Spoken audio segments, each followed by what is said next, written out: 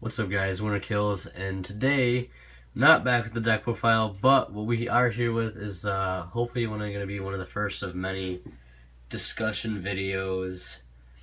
I've seen a lot of other YouTubers do this kind of video, and I don't have a capture card right now. As you may have already noticed, I'm just kind of recording my screen the best I can. I apologize if the quality is bad, but I really want to do a video like this. I've been wanting to do one for some time.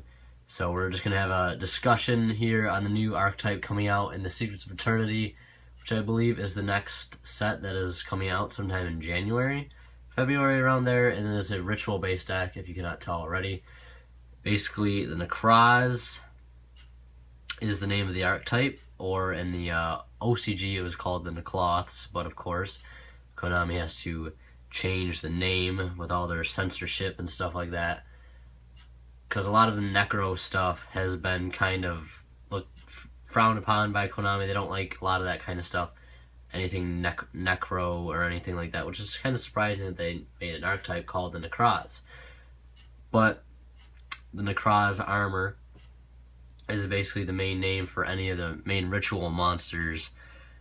Their main ritual monsters consist of Trishula, Colossus, Valkyrius, Unicorn, Cataster, Decisive Armor, and Gungnir, as well as Bryanek. Now, these names might sound familiar, especially Trishula and Bryanek.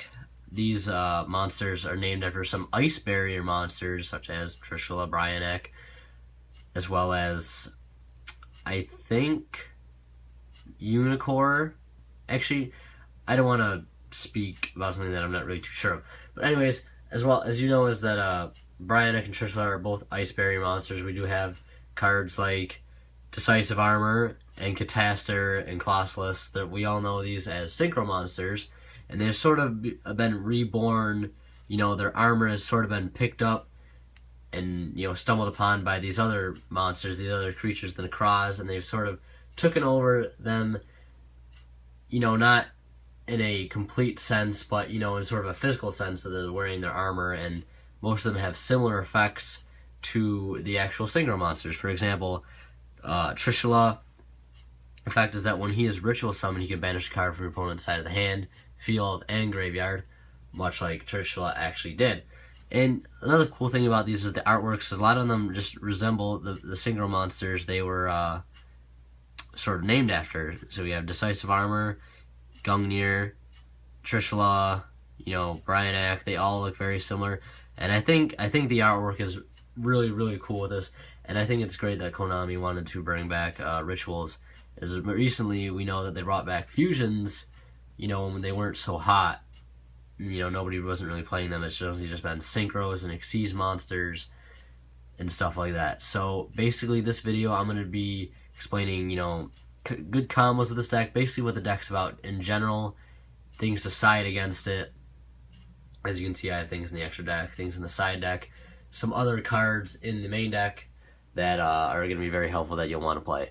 So, we already went over the main monsters of the deck. They do have, you know, your normal summons, which are consisting of Archmage of the Necroz, Dance Princess of the Necroz, as well as Exo Warrior of the Necroz, and Shrit Caster of the Necroz.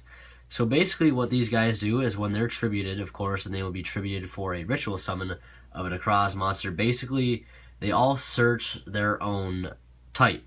So their own type, or attribute, yeah, type, not attribute. They search their own type, so Archmage here will search a Spellcaster type Necroz, which is going to be your Valkyrius and your Gungnir. Dance Princess search is... no, this one does not search. My bad. I apologize on that. So basically, I'll go ahead and read off all their effects first. You know, this is my first time doing a video like this, so I'm not too sure how it will go about it. So just bear with me. So basically, Archmage of the Necroz says that it's basically level 4 monster, water, 1500 attack, 800 defense, spellcaster. So if this card is tributed by a card effect, you can add one Spellcaster type Necroz ritual monster from your deck to your hand. If this card is banished, you can send one Necroz monster from your deck to the graveyard. Except Archmage of the Necroz, you can only use one Archmage of the Necroz effect per turn, and only once that turn. So pretty standard. So basically he searches when he's tributed, And also he can send a Necroz from deck to graveyard, so he's got a Foolish Burial, the Volatile Chain type effect, which is very nice. Now we also have Dance Princess of Necroz, and the effect reads as follows. Your opponent cannot activate cards or effects in response to the activation of Necroz ritual spell cards. Also, Necroz ritual monsters you control cannot be targeted by your opponent's card effects. If this card is tributed by a card effect, you can target one of your banished Necroz monsters, except Dance Princess of the Necroz. Add that target to your hand. You can only use this effect of Dance Princess of the Necroz once per turn. Now, basically these banishing effects are very helpful because the way the deck can search is by banishing a Necroz spell card out of the grave with a Necroz monster in order to keep searching. So it kind of recycles the engine a little bit. You know, not being able to target the monsters is going to be something that's really, really important. And not being able to activate anything in response, so you're not going to be able to warning anything. So this first turn, I feel like will be something that'll be very strong. And if it can be protected, it's something that's going to give the Necroz players a lot of advantage, you know, for their first few opening moves to get out, you know, the Trishulas and the Brian X and all that good stuff, the Decisive Armor. So next we have the Exo Warrior of the Necroz. If this card is distributed by a card effect, you can add one Dragon-type Necroz ritual monster from your deck to your hand. If this card is banished, you can target one of your banished Necroz monsters, except this card, special summon it. You can only use one Exo Warrior of the Necroz effect per turn, and only once that turn. So this is even better, honestly. It has 2,000 attack and 2,000 attack and 1,000 defense. Now, of course, this does require a tribute, but that isn't too bad because basically you do, like I said, you do a lot of banishing with this deck, and that is key to keep searching. Now, if this one, you can just target any one of the banished ones, so it doesn't matter who you're banishing, because if you can get this guy out, you can go ahead and special summon out anything, which can lead to a lot of huge combo plays. And last we have Shrit, which is a very weird name in my opinion. Shrit, Caster of the Necroz. So basically, if you ritual summon exactly one Necroz ritual monster, this card can be used as the entire tribute. If the card is tributed by a card effect, you can add one warrior type Necroz ritual monster from your deck to your hand. You can only use this effect of Shrit, Caster of Necroz once per turn. So basically, he can be treated as any number of levels for any Necroz monster. So if you want to make a Trishula with him, you can send him just for Trishula. If you want to make Decisive Armor, doesn't matter, he can be used for anything. And basically, once he's tributed, you get to search off him, and you could add a warrior type. And I believe the warrior types that you could search are Trishula, Colossalus, we have, and Bryanak. So you could search Trishula, Colossalus, and Bryanak, which are some of the better Necroz ones, probably the top 3 in my opinion. You know, besides Unicorn. Unicorn probably ties for 3rd. So basically, we know what Trishula does. Trishula, we know as the Synchro being able to banish hand, field, and grave. So basically, what else it can do? You can ritual summon this card using a Necroz ritual spell card. Must be special summoned using monsters other than level 9 monsters. Now, originally when this card first came out, it did not say that. But they had to change it because they didn't want you to be able to send a Trishula for a Trishula, because I think there's some sort of loop that could be created with the Trishula.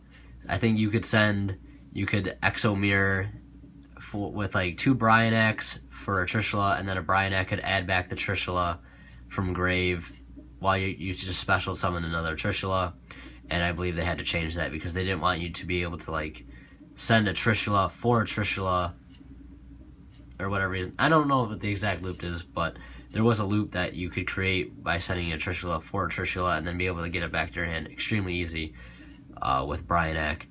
But anyways, so we have the Colossus, which is your main searcher.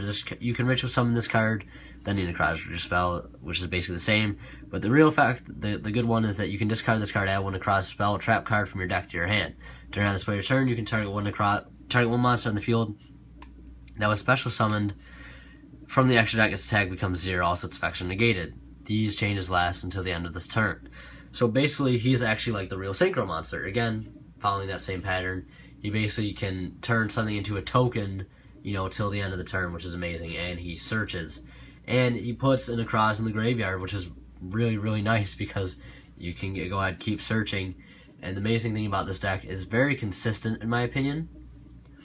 Really likes to go a deck that likes to go second, even though they may seem combo oriented. you know, one or two good ritual summons per turn is really all they need. They don't kind of need to go all full out. You know, a Trishula and a Unicorn, or a Trishula and a Brionac for first turn is something, you know, really, really good that this deck's going to be able to do. So yeah, and just to note the other few, Unicorn, very good.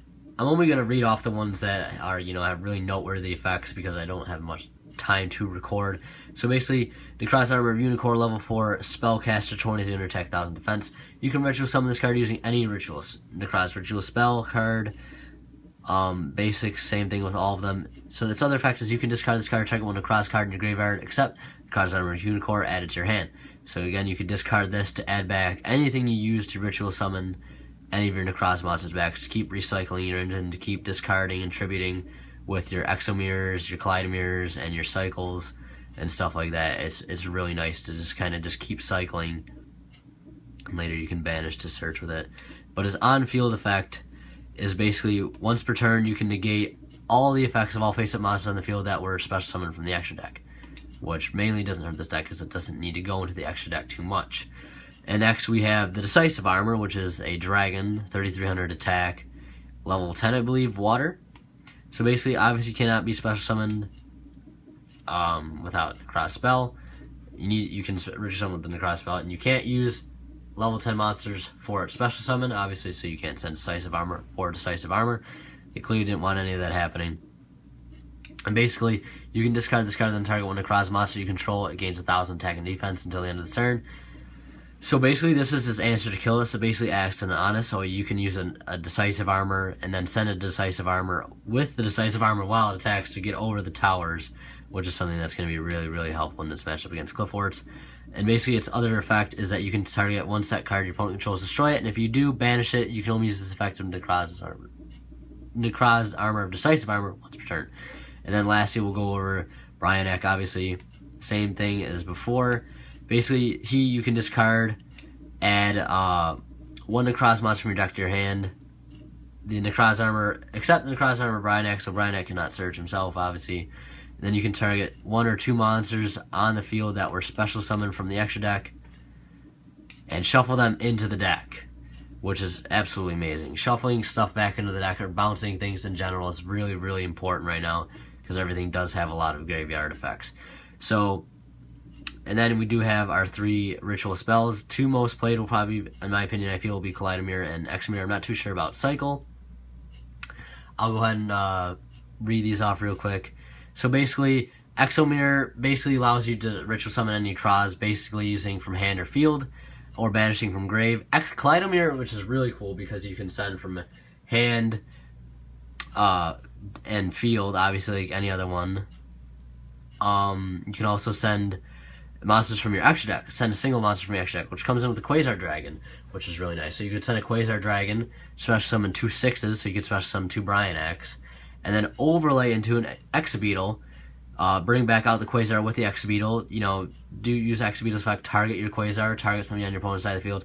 Quasar will get its effect, you can special summon a Shooting Star Dragon, so you're left with an Exobeetle and a Quasar Dragon, or a Shooting Star Dragon, and the Exobeetle will have like 3000 attack, which is an amazing, amazing combo that this deck will be able to abuse like crazy. Some other noteworthy cards of the deck: Manju basically searches any ritual spell or card, monster or card. Send you another good normal summon, search any ritual monster. Galdagra will be able to send any monster from your extra deck by paying 3000 life points, and you could send that with the Herald of Arclight, the new card that just came out in New Challengers. Basically adds a spell, ritual spell card, or monster from deck to hand, which is really nice. And then, of course, Preparation of Rites. Pick this card up while you can, because it is already a very expensive card. $21, anywhere up to $33, which is absolutely insane. So basically adds a level 7 ritual monster card from your deck, and then you can add any ritual spell card from your graveyard. So again, it keeps recycling.